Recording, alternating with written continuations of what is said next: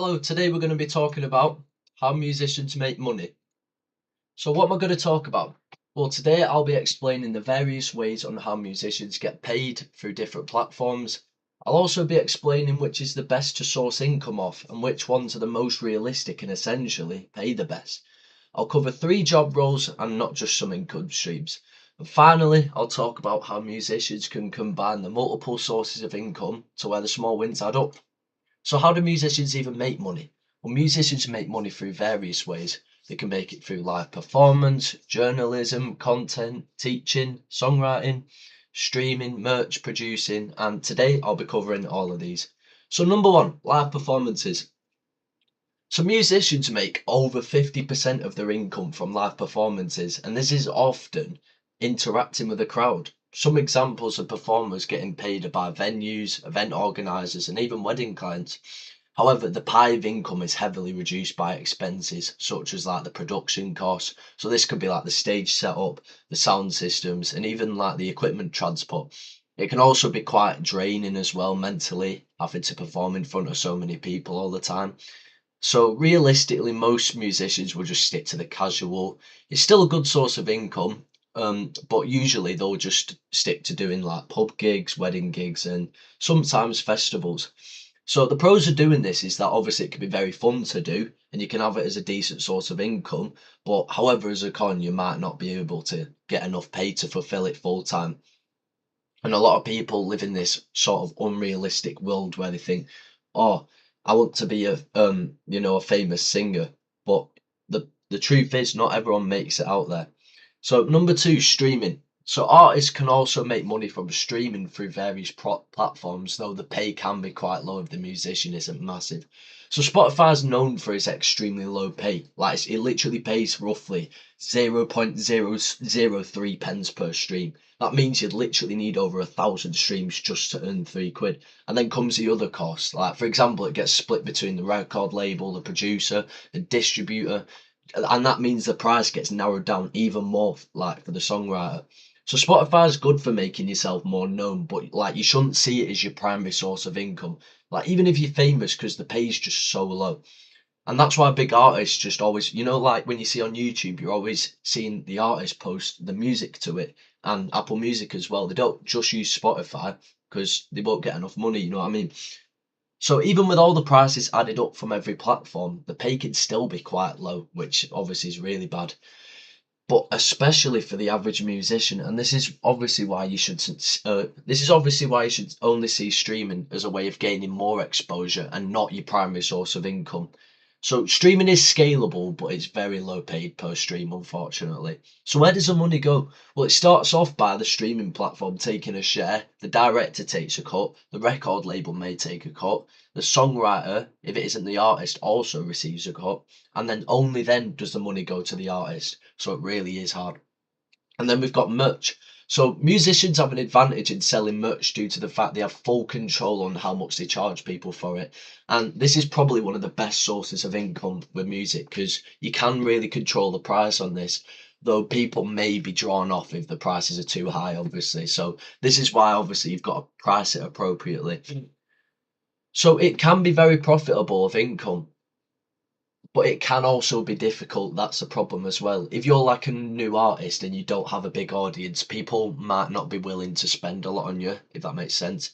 And it's often combined with live performances, as people are more likely to buy it to show more love and support for the artist. So some examples could include like t-shirts, hoodies, vinyls, or CDs. And then obviously comes the risks. That can be like, the upfront cost and then, just the chances that you just don't sell any.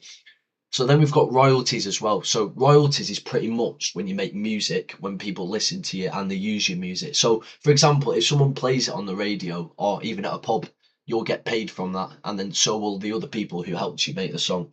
So we've got songwriting royalties, performance royalties, recording royalties, and then sync royalties as well. So that could mean like you getting paid off the TV, films, adverts, or even like like a video game. And then we've got teaching as well. So musicians can also make money by teaching people, and it's often paid high because, for example, parents will pay for the children to get piano or drum lessons. If they're a musical family, a lot of parents will do that, and it's a very good source to make money off.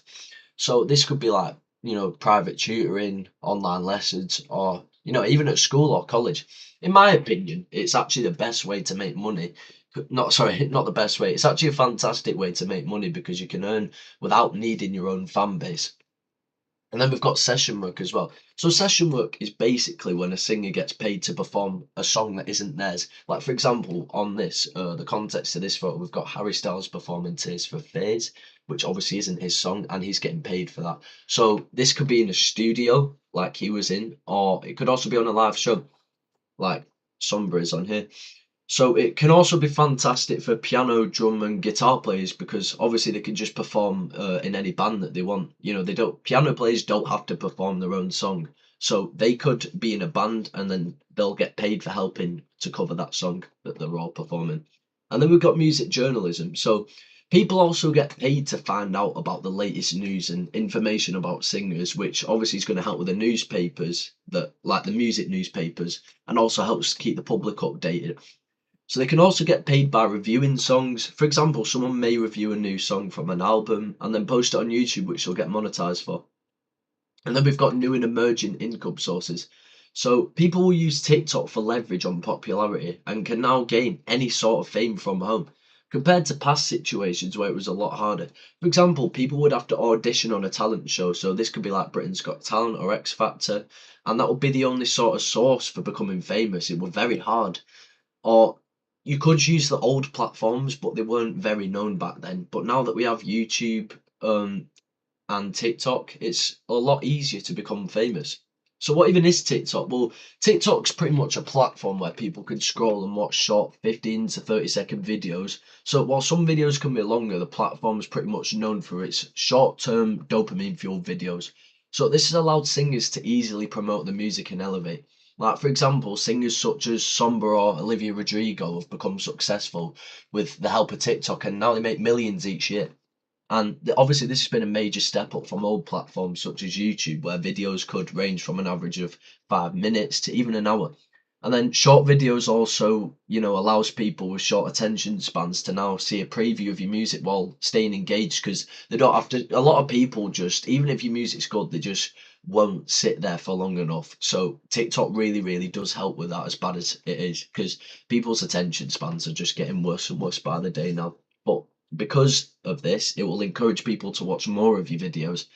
But the problem is, going back to attention spans, people's attention spans are just always getting worse and worse and worse because the videos are getting more shorter.